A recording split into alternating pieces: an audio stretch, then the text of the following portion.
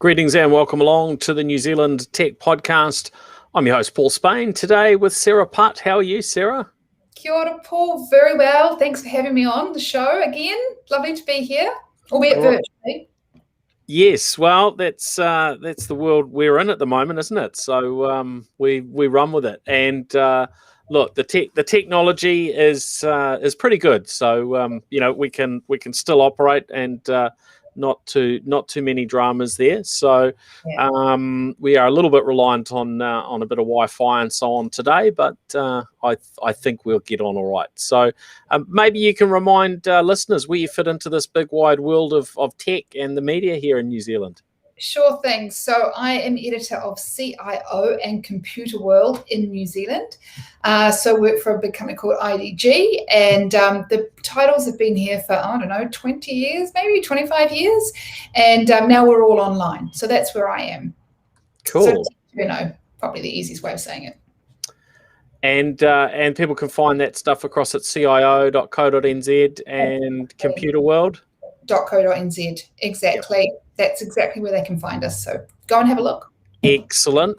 Well, lots to talk about today. There's a lot going on in the world of technology, and of course, as I sometimes say, the threads of technology run through pretty much everything in this world. So there's always interesting things for us to talk about. And of course, New Zealand's going through some changes with our lockdowns, with our MIQ system. So we definitely want to delve into that. There's some startups that are doing interesting stuff that we want to delve into, and a bunch of other interesting topics. We may even have time to talk about Theranos, currently Mary Kyle. Court case and so on going on, and maybe a bit about SpaceX. So yeah, plenty there. So to start with, one of the things I became aware of this week is we have a new company coming into this meal planning space, which My Food Bag and HelloFresh have been, have done pretty well on. Certainly, My Food Bag did raised a lot of money through their IPO. IPO, their launch onto the stock exchange. Maybe the numbers haven't necessarily been so strong since, but it's a pretty sizable company in the scheme of it. Menuaid are a very related sort of approach, but doing it in a more, what would you say, almost an Uber style approach, in that you pay them $4 a week and they will give you the recipes that you need, and then you've got that choice as to whether you take a food delivery, and they will give you the content to be able to feed into a Countdown website, so you can place your orders and get your food that way. So potentially a much more cost-effective, way of getting the sort of customized meal plans and food. Not going to be as slick, but it looks really interesting, and they've been able to tap into, by the looks of it, Countdown's website. Nothing yet with foodstuffs, but that's just the nature of the way Countdown's platform has been built. That it sounds like that'll be reasonably easy to tap into and do an online order for the food, should you wish to. What's your thoughts on this approach? I mean, is there enough space in the market for a variety of different offerings, or is it a little bit like things like Netflix and so on, where you're just going to have one company that tends to be very, very dominant? Well, I think that the offering is quite, in many ways, it's just a small part of what My Food Bag, for example. And like you say, there's HelloFresh and Whoop. There's quite a few out there. It seems like quite a competitive space. So this one is, as you say, it's the menu. It's 5 recipes a week. and you can either print them out yourself for $4 a week, or you can go to, I think you can put it into the Countdown site and they'll do it for you, and it'll automatically go through. So it's as if they've just got the top bit, which is the menus bit, and all the rest of it is being done by somebody else. So they haven't got that total control of end-to-end service. So, with the My Food bag, you've got the menu, then you've got that they're sourcing the food, then they're sourcing the delivery, then they're giving it to you, and it's quite a massive kind of undertaking. This is just the recipes. It'd be interesting to see how it takes off. I think the bit that we haven't really seen in the past is this, because you can download recipes. It's one of those, the many things that you can do on the web. There's just so many recipes out there, and there are lots of things like this. So I guess $4 a week, you're looking at kind of one of those recurring revenue type business models. It'd be hard to see how you can make a huge amount in New Zealand on $4 a week in a consumer level, but presumably it's very low cost, it's very low touch. You're just basically creating the recipes, and you're aligning it with the Countdown offering, making sure that their products are fitting your recipes. I think from a New Zealand point of view, it's always good to have recipes that you can buy the food and the items in the store. And if you can, be really interesting to see that if you, in times like these lockdowns that we have, when those online platforms that the supermarkets have just get really overloaded, like there's so many people wanting to, the online delivery demand goes right up. Whether or not they'll get priority queue, I don't know. I mean, it'd be interesting to see how it goes. It's an interesting idea. I mean, there's room for lots of things in a market, aren't there? There's all sorts of different ways of doing things. Yeah, and of course, this is just their starting point. So you don't know what they actually might have up their sleeve longer term. But, if let's say they've got 10,000 customers, $4 a week doesn't sound like much. But over a year, that's, $200. That would be a $2 million turnover business. And it probably wouldn't take much at that sort of price point to attract that sort of base level. And of course, it is more like an Uber or a Netflix or an Airbnb type offering, where there's not actually that much you have to do, because you don't have any food to worry about whether it gets delivered and so on, right? So you're sort of saying it's like a ladder investment approach. So the first quite possibly, but customers, the next run, like if you look at Uber, Netflix is a good example.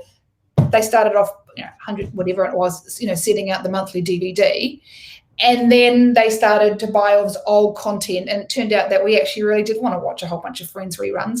And then they went up the ladder, and now they just produce all this amazing content like The Crown, which just won all the Emmys yesterday. So it's the ladder investment approach. Be interesting. I mean, 10,000 customers, the hardest thing you'll have is marketing, isn't it? And trying to get out your message, especially as we see both Google and Apple bring in some pretty interesting privacy concerns, where you can't just game the algorithm like you used to be able to. So it's an interesting time, and I wish them all the best. I mean, it's worked in the past.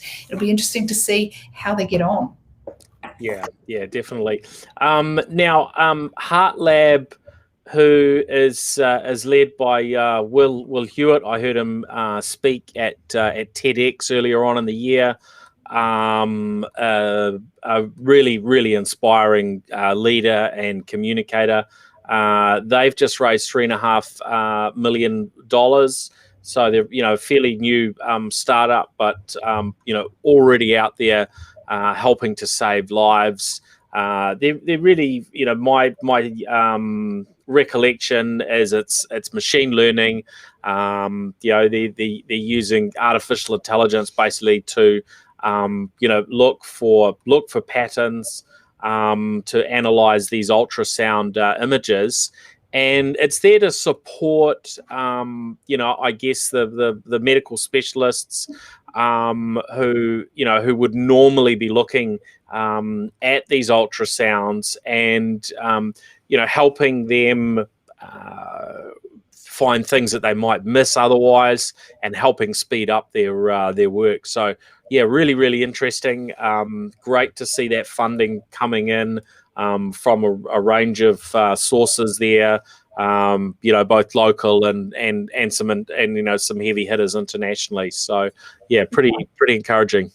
Yeah, and like you say, I mean, it's $3.5 million. I mean, that's a fortune to me, but it's, in the tech world, it's a pretty sort of it's not overwhelming investment. It's probably the fact that you've got the backers, like the Founders Fund, like the Ice House Ventures. You've sort of got those names behind you, and absolutely. I mean, the challenge for the health industry is trying to find ways to take all that data that they are going to have just coming at them from all, as we become down the sort of road of more precise health, what we used to call precision medicine. I mean, data is the future of every sector, and no more so than health. And you can see an application like this, if it can gain traction, just being incredibly successful. And isn't it cool to see these things coming out of New Zealand and seeing these young entrepreneurial people who are just, in previous times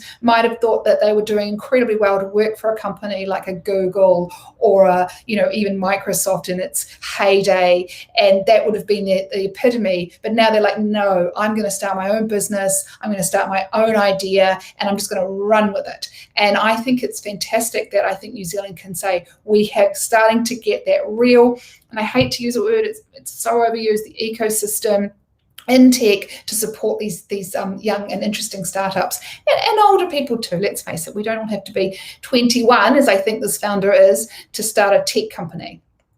No, not at all. And I see that UBCO are out raising money as well. Yep. So that looks pretty interesting. They're looking to raise in the direction of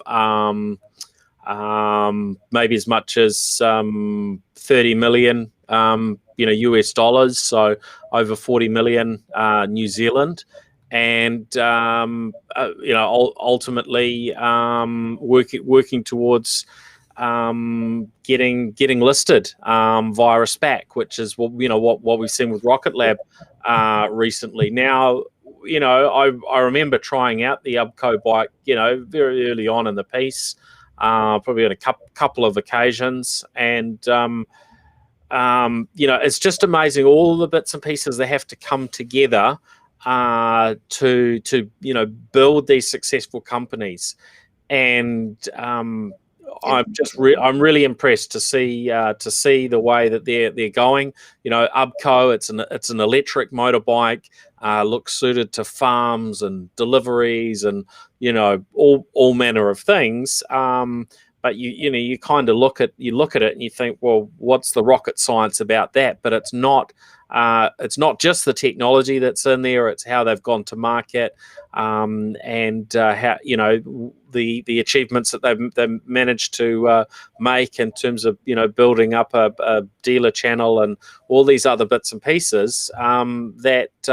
What looks like a reasonably simple invention, if they're successful, becomes another $100 million Kiwi business. Fantastic. Absolutely, and let's face it, we've got some great pedigree in this one, which is when we think about, was it the Hamilton jet boat engine? Am I right in thinking that one? So we have a kind of a nice little history in New Zealand of all these kind of different strands and around innovation. It doesn't come out of nowhere. It builds on innovation that was there before. But it's awesome to see, like you say, all these different entrepreneurs coming to the fore. I'm often struck by the energy of these people and the fact that, if you want to make it in the States or somewhere else, you're getting up in the middle of the night every night to do this. I mean, it takes huge amount of energy and enthusiasm and know how to do that. So fantastic that we've got this kind of starting to get the supportive ecosystem, not just in our founders, but in our VC as well. You've got to have everything in place, right? It's so critical that we have this broad skill set and the right expertise to be able to really achieve at the highest levels. And thankfully we've had just some incredible success stories that have led the way, and Rocket Lab, of course, being one of the most recent ones. I saw their share price was up 50%, and I bought a very small quantity, but I don't mind if they keep heading in that direction. I'm not in to really make a lot of money there, but look, it's really exciting to see. It is a reflection of lots and lots of things that have been done right and executed well, and of course some very, very strong leadership there. So exciting times. Now on to other matters. The managed isolation and quarantine systems have been getting a little bit of media attention. I think it's fair to say. And look, because this is really such an important thing for Kiwis who are overseas, especially who are wanting to get back into the country, and then topics like bringing the next generation of experts into the country to help us in the tech sector, where we maybe have some gaps in skills and expertise and the number of people available in certain areas. We've got this challenge for getting people into the country, and look, I understand the challenges. There's things are moving pretty fast. The government have gone from one system which allowed people to book, but was problematic, to another system, which I think is a step forward. But I'm sure there must have been a lot of debate around what that next step should be in terms of systems. And we see over 30,000 people have tried to get through this new system. Yeah. And you've got two issues. One, there's not a lot of MIQ spaces, so regardless of how good the technology is, you actually don't have enough space for everybody to get through at pace. But then you've got this thing around fairness and around how do you prioritize those people coming in. But there's been a fair bit of sort of discussion around this. I see Sir Ian Taylor weighing in on it. Mm-hmm. Who else? There's been a bit of commentary that you mentioned before we started.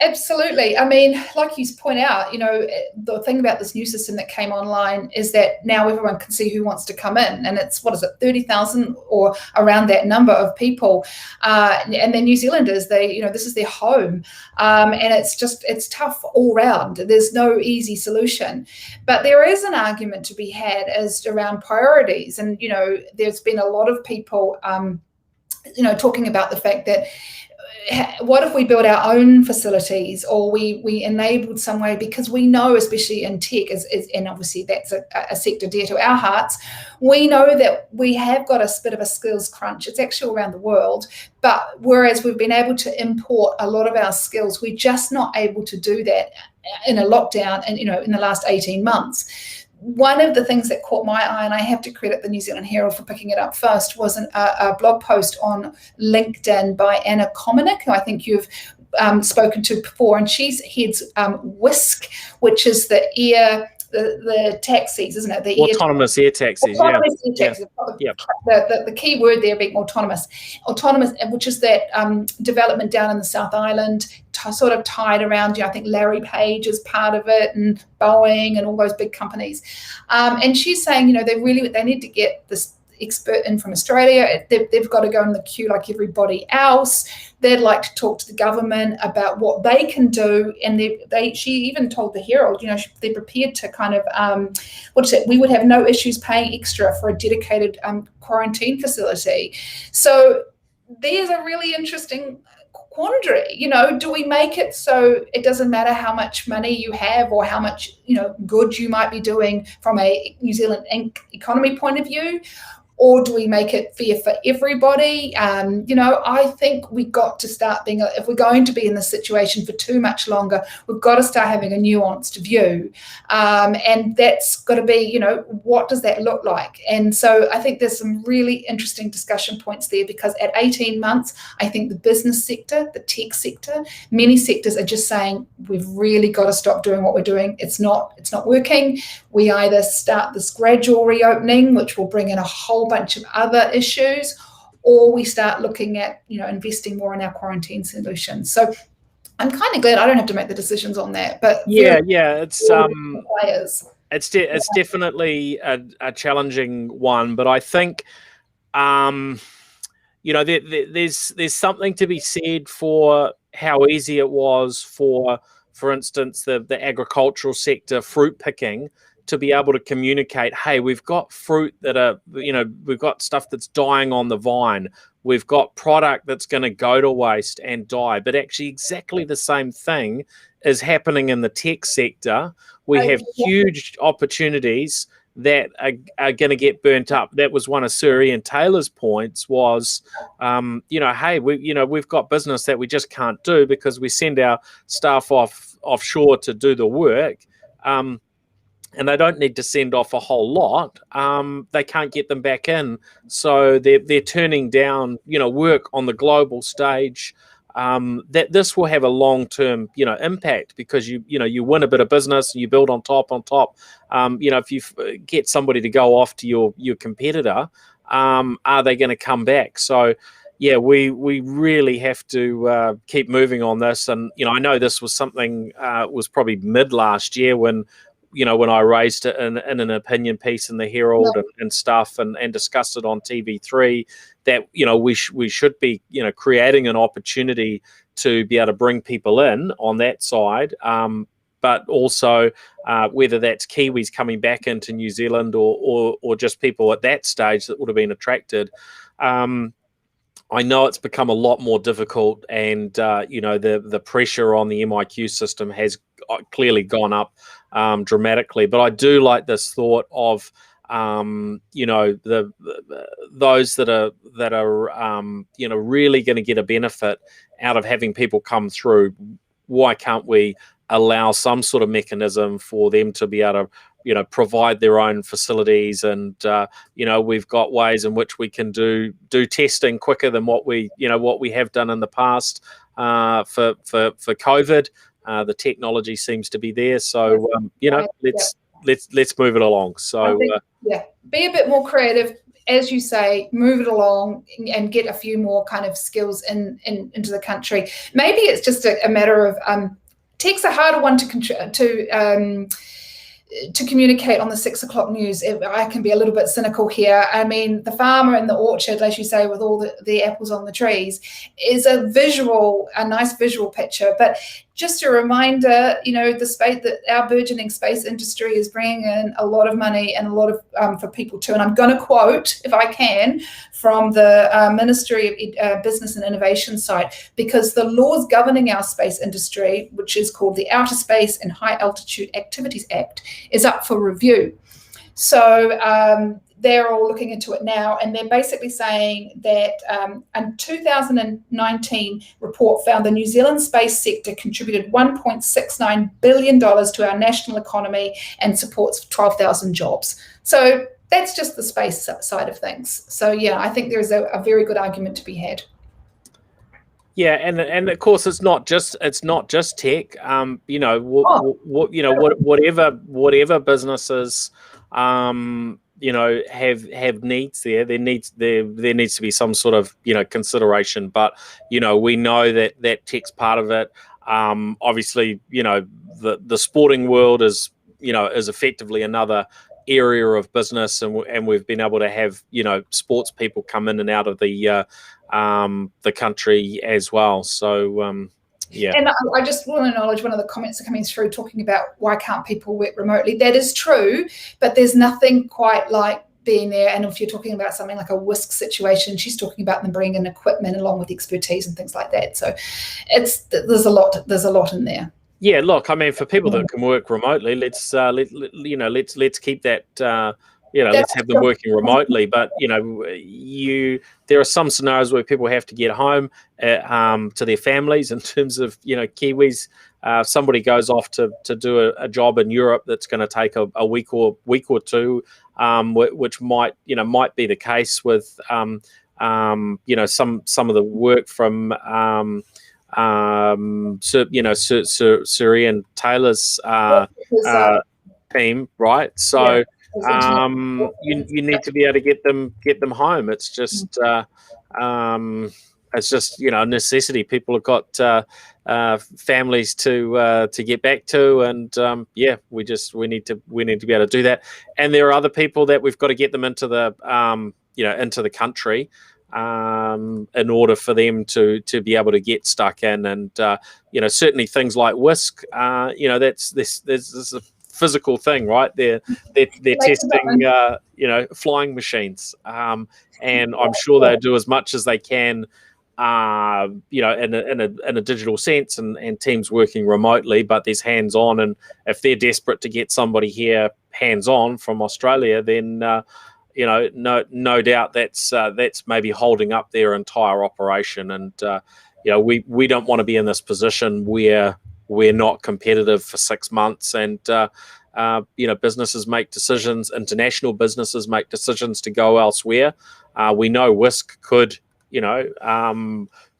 make different choices. They've chosen New Zealand. Let's try and keep things in balance. So I'm not saying this stuff's easy, or that we've got all the answers. We know that the government are juggling lots of things.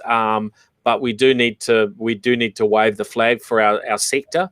I think it's really important. And the stories aren't. It's not always as simple as the fruit dying on the vine type communications as when it comes to our sector. So I think let's keep talking about these things. Now on to some other topics. SpaceX with their launch last week, Inspiration 4. How did you feel about that? Is this a big moment in history from your perspective, Sarah? I just find it fascinating, the whole kind of space. I feel like this one kind of had a little bit more to it. It had a little bit more grounding in reality than the PR exercises that Bezos and the Virgin guy Branson did.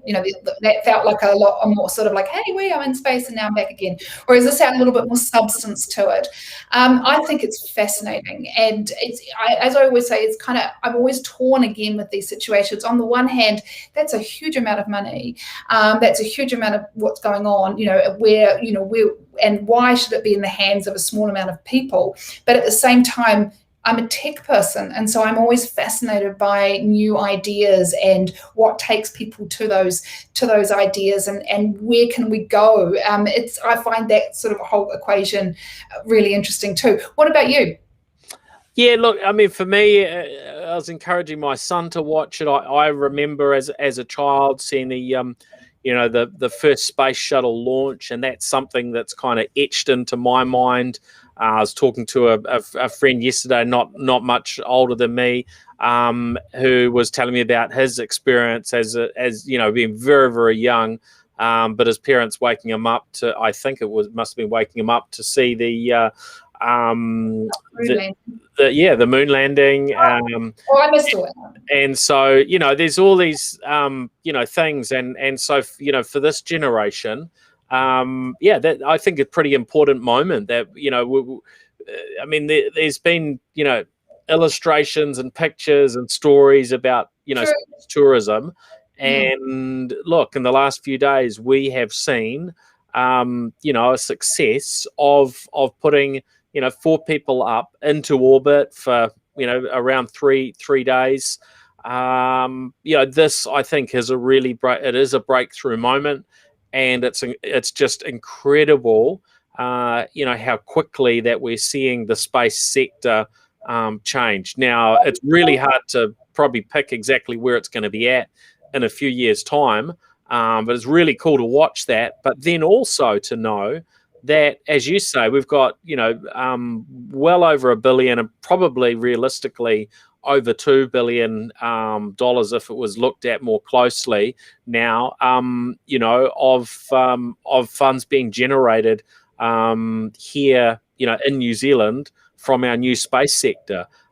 So incredible to be at that table, and you join the dots together and imagine, and I'm not sure if it would be Mahia or if the bigger rockets are necessarily going to launch from New Zealand, but that's my picture of in some years' time being able to go on board one of these things, and I'll take my weekend in space. Let's do it. Now I don't know if I'll ever be able to afford it, but it's interesting. Like you said, I think what you're saying is really interesting because it felt like space was all plateaued, like the development had all sort of nothing was really happening, and then it's sort of taken off again. And it is awesome to think that a New Zealand child, a tamariki here could grow up and become an astronaut in this country. That is very cool. One of the best presentations, and I have seen a million having worked in the tech sector for a long time, that I ever saw was Buzz Aldrin. The telcos brought him out about 10 years ago, and I think we've spoken about this before, and it was just, it chills down your spine when he talked about it, and he must have given this presentation so many times, but I just remember thinking, wow, it was such an incredible presentation, and all with the technology. He held up his BlackBerry, so that's how long ago it was, which was, we all just, wanted a BlackBerry then, held up his BlackBerry and he said, there's more technology in this BlackBerry than took us to the moon. And, so fantastic. Yeah. So yeah, I mean that's a massive area, and I've just looked forward to what we can talk about next, and of course Peter Beck's been very generous with his time, and has been on our podcasts on a number of occasions through that journey, and just so willing to share, which is which is awesome. Now, Sir Clive Sinclair, do you remember this man, Sarah Putt? I have to say the name rang a bell, and so I looked him up and I thought, it reminded me of that time, and I was very young. What it reminded me, of course, he died, didn't he? It was 81, was he 83, something like that, and of course he was the C.S. Sinclair, wasn't he?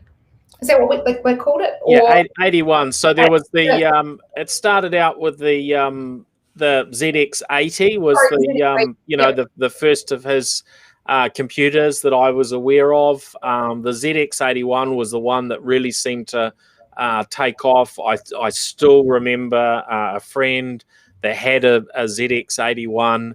I just knew it. I knew when I saw that story come through, I said, Paul will have had one, or have gone around to a mate's or something like that. Yeah. Well, the ZX81 was a pretty, I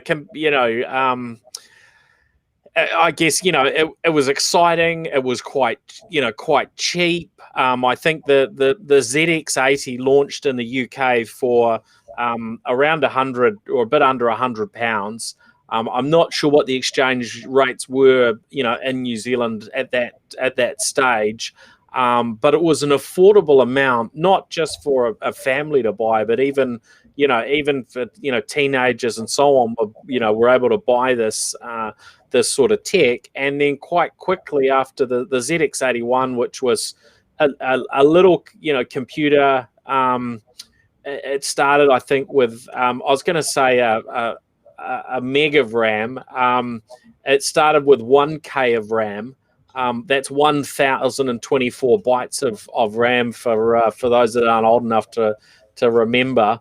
And then you could plug in a 16 kilobyte expansion module, which if you bumped it, the whole thing reset, and you lost whatever software you'd just spent 4 hours keying into it, or if you'd loaded something off tape, you had to reload and so on. I mean, it was, just night and day different to where we are today. And then, quickly the ZX Spectrum came out, which was color, and I think it was 48K of RAM, and there were all sorts of games. And it was, it was just, huge in terms of how it went. in the UK and some of the other markets like New Zealand and Australia. And you know, he was always inventing stuff. There were all sorts of other things that you know, that Sinclair research came up with, and he even had this electric, and I don't even know how you describe it. It was the C5. It got mocked in the media when it came out, but you know, probably if it came out today, there'd be a few tweaks to it, and it would be added to the electric vehicles, and would be a, you know, a gadget of some, you know, some level of popularity.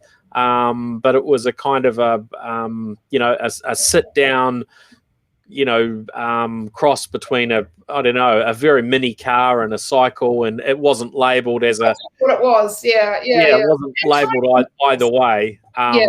And certainly hard to sort of see because it was so low down. And I think of people on those sort of sit down cycles, and they often have I see one that drives down Sandringham Road, or is ridden down Sandringham Road sometimes, usually has a big flag off it so that it gets seen by vehicles. But yeah, very, very innovative for its time.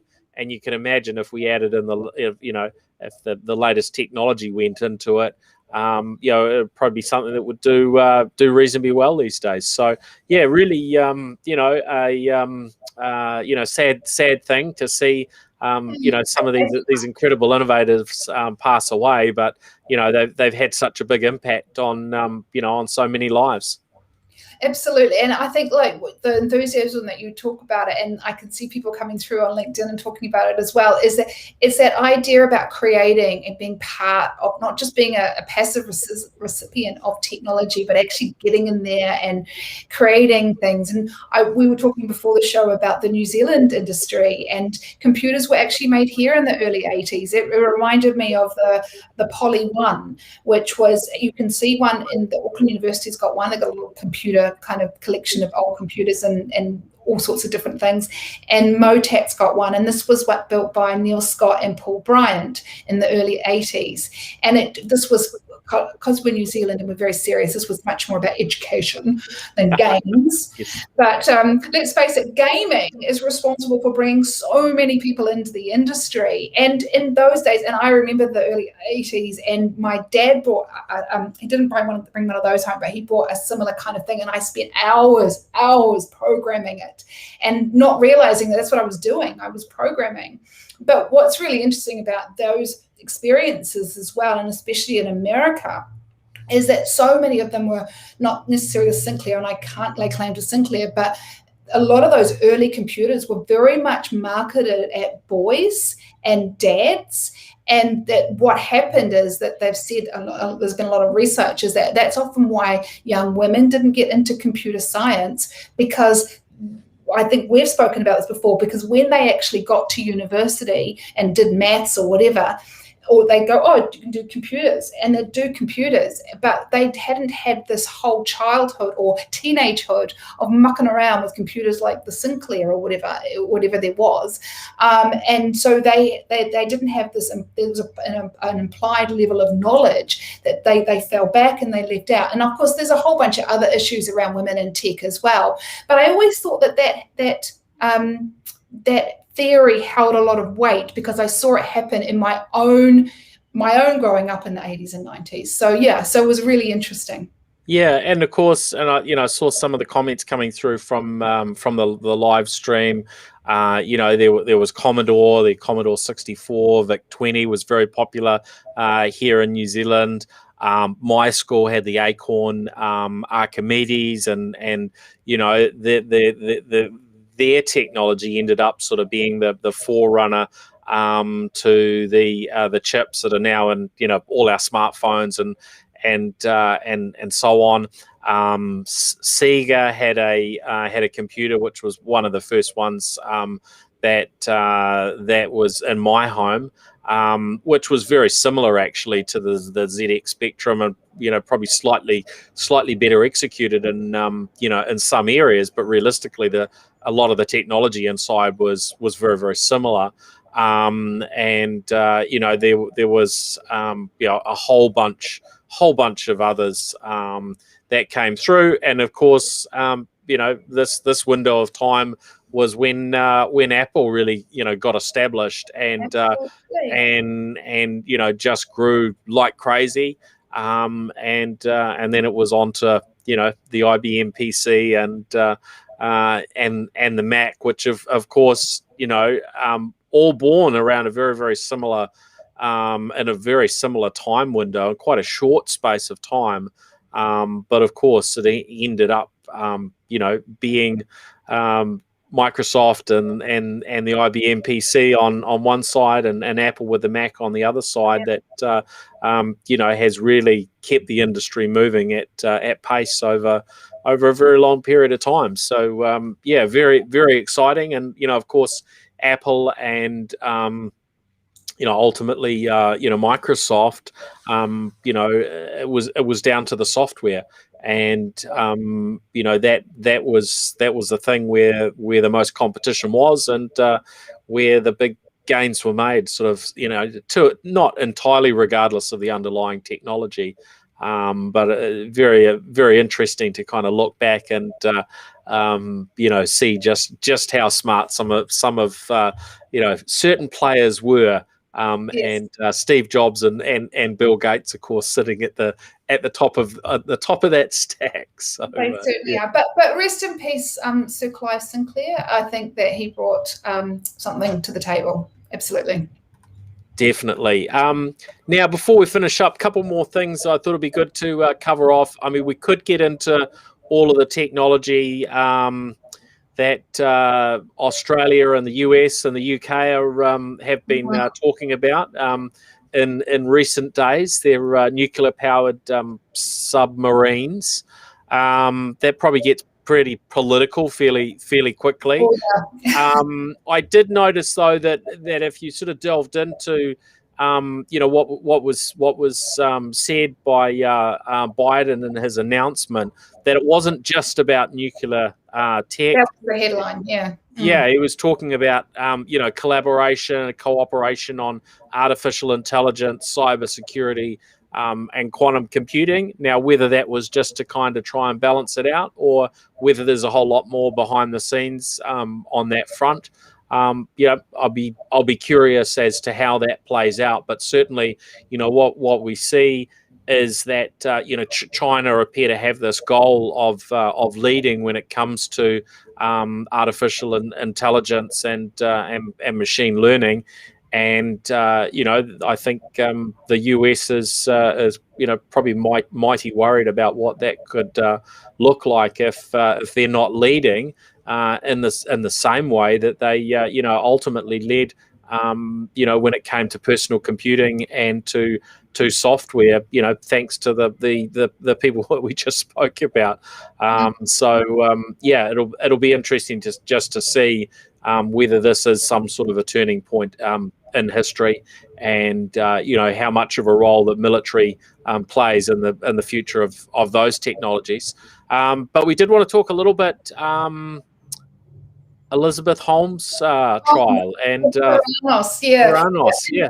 I would definitely say, just to say about the China versus the US, cybersecurity is obviously also massive. So absolutely, it's almost feeling like in tech you've got to pick sides, but I look at what China's doing in terms of its, what it's done with the guy from Alibaba, and the IPO that didn't happen, and all those sorts of things. What's going on in their consumer tech space is also really fascinating as well. So I absolutely agree. We could do a whole session on China. Yeah, I mean, you could just, just with what you've just said, it left in my mind the immediate thinking, boy, if you were a tech leader in China, would your first thought be, how do I get out of here and move to the West to build my business? Because it doesn't matter how well and how far you go, the state is potentially going to put a bit of a box around you, shall we say. Yeah. One little speech in Shanghai 2 years ago or something, and now we've not seen him maybe a couple of times. Very interesting. Just really super quick on Elizabeth Holmes, though, the Theranos. Now, people will remember that she was the tech woman who raised something like billions of dollars. She got people like Henry Kissinger and George Shultz on her board. She was just the first big kind of female tech giant, and all predicated on the idea that you could prick your finger, so you didn't have to have those intense blood, when you went to get a blood test, and that would be you could diagnose all these illnesses. And it was a fantastic idea. Sadly, though, she didn't have the technology to actually see it through. Lots of smoke and mirrors. She's up at the moment. It's taken them 3 years to get her trial. And she's defending her charges, and she's basically saying a lot of it is that she was led by her relationship at the time, her boyfriend. He sort of made her do it to a certain extent. I don't know how much of that is going to come out and be in the courts. There's certainly something to be said for what she did, and she obviously needs to pay the price of that. But some people are saying, well, just because there's a lot of men in tech who've done a lot of things that are not paying that price. Look what Facebook does. What Facebook's been proven. All the things that's been responsible for. Lots of really bad behaviour from lots of big tech company leaders that seem to go unpunished. So it'll be such an interesting one to watch. I think she was such an interesting person. She was a real cautionary tale that she so modelled herself on Steve Jobs. She even wore his clothes, the classic black polar neck. She lowered her voice so she'd speak like a man. She did everything to be the tech founder. She just couldn't back it up with the tech. So a really fascinating trial to be watching from afar. Yeah, fascinating. I didn't know she had sort of lowered her voice as such. I just thought that was. Yeah. So wow. She would sound like a man, more like a man, and obviously she saw that as being necessary to be taken more seriously, which in and of itself was a very sad thing. But really interesting case. And Elaine Pao, who was one of the very first venture capitalists, and then she went to Reddit and sort of has herself had a really kind of a tough kind of career in tech. Yes, yeah. She said she brought up that whole line of do we hold women to a different standard than men in technology? And I can see her point, but I don't think you can excuse the idea that she had these blood tests in Walmarts in Arizona. Ordinary people were getting false readings. Yeah. The damage that you could potentially cause. And, unlike Mark Zuckerberg, her business has not survived. Yeah.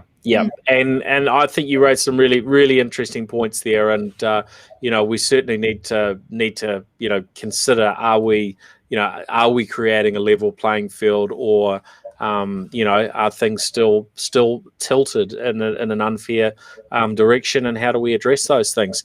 Now, just quickly, the other thing I was going to mention is I've been playing with a new gadget over the last few days. I don't know if you can hear that beeping sound, but that is the new GoPro, the GoPro 10. Yeah. So that has now arrived into the market globally. And it's a little bit like, I guess looking at the new iterations of phones from Apple and others, except, GoPros don't have so many things that they can do and advance forward on each year. It's all about the action video side. What they have done is a few years ago with the GoPro 6, so I guess that'd be about 4 years ago, they launched their own silicon, or their own design chip, the GP1. That carried through the GoPro 6, 7, 8, 9. They've now refreshed that with a GP2, so a new chip, makes it a whole lot faster, and that allows them to do a bunch of stuff, but improve their frame rates, for instance. So at full HD and 2.7K, you can go at I think 240 frames per second. And at 4K, and I think 4K, and maybe at 5.7K that they go up to, maybe it's 5.3K. They can do, I think it's 120 frames a second. So they're changing it up. But it's not a big sort of wholesale change. They're using the same new design that they brought in with the GoPro 9. But it is nice to see that they continue to iterate every year. And really their main competition, in that action cam space, they've had DJI playing in that space. But DJI are not so quick in terms of releasing, a new product. So theirs is getting a little bit stale in the market. And what I've noticed is the DJI products seem to be quite not always well looked after in terms of firmware updates. So sometimes a device will have, bugs or issues with it, and then they'll abandon it, move on to the next one, and not necessarily release a firmware update. Whereas the GoPros, when they first come out onto the market, a new model, sometimes there can be a few, glitches, but they keep issuing those firmware updates and making them into a better product. So such as, I think they added, I don't know if it was the last one or the one before, they added a webcam, capability that you can hook it in. In fact, I probably should have plugged it in and used it for this call.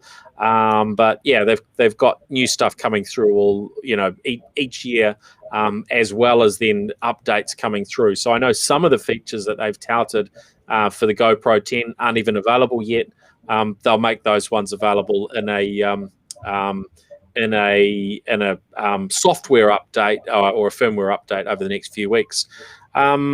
So I was going to say, are you of the view that these businesses should be really putting something out different every year? Like we saw the iPhone 13 last week, which wasn't.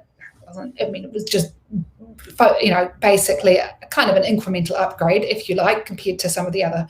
And so you believe that sort of to stay in the race, as it were, every year there should be a new one out there. Well, if a manufacturer is not going to do that to stay up, then they need to be improving through software and firmware updates and so on, right? So you look at an iPhone that, let's say you want to use an iPhone that's 4 or 5 years old. Well, it keeps getting better with software updates. So you end up with a better product. At the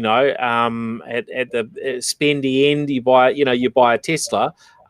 There's not necessarily, an annual update cycle with them like there is with other car manufacturers. They take a slightly different approach, and that they'll just slipstream in and they'll add new features as they go and changes along at any point.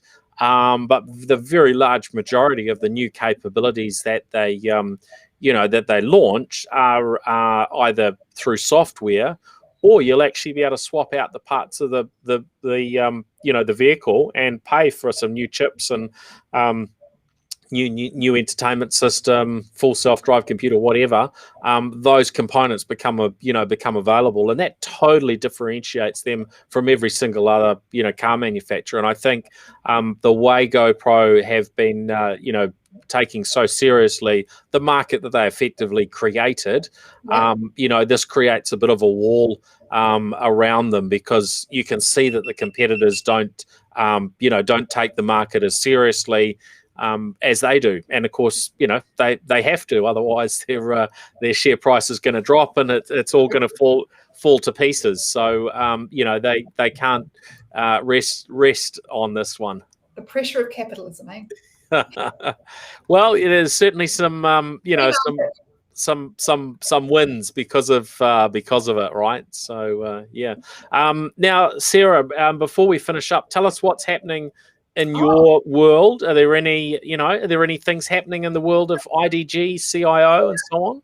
The big news for me is CIO 50. So we've got everybody in. So thank you to anybody who put through their entry for our program. So basically, CIO 50 is our top 50 IT leaders in New Zealand, and that it's so as opposed to tech startup, it's the people that are running and creating IT in their organizations to improve them. And as we all say in IT all the time, everything's about digital transformation. Your whole business is all digital and wrapped up in everything. So lots of innovation happening in these areas amongst our CIOs and our CDOs. Often, don't this is where we want to learn about it. It's often, arguably just as hard, if not harder, to create and transform a big company, a big organization, a big government department. There's some fantastic work going on. The innovation this year is we're going to collect them all. We always put them on the website once we announce, which we'll announce late October. But we're also going to create an ebook. So in one place, you can have the 50 best IT leaders in this country in Aotearoa, and you can just go and have a look to your heart's content and see what they all did and how they move their organizations. We've got them from the telcos, we've got them from electricity, power, right across the board. Very exciting. Excellent. Oh, that's great. Well, I've certainly enjoyed, attending some of those, CIO events in the past, and it's always exciting to see, who comes through, and there are just so many stories, and it's great, I think, to highlight, all the work that's going on within, the varying areas of technology in New Zealand, and the CIO 50 Awards certainly an important part of that. So thank you for that. Well, that's us for this week on the New Zealand Tech Podcast. Sarah, where do people need to go to find you online? They need to go cio.co.nz and have a look on there and read all about we've got lots of other stories up there as well. Obviously a lot of global stuff, but also some of our recent ones. We're looking at a new deployment the corrections have done in prisons, which is actually resulting in less what they call or more unlock time, which means less prisoners getting out of their cells more and getting into more rehabilitation programs and just improving their whole kind of experience. We've got a really interesting woman talking about adopting Te Ao Māori principles when you're looking at data and analytics strategies. Some very challenging and interesting ideas there. So lots to have a look at.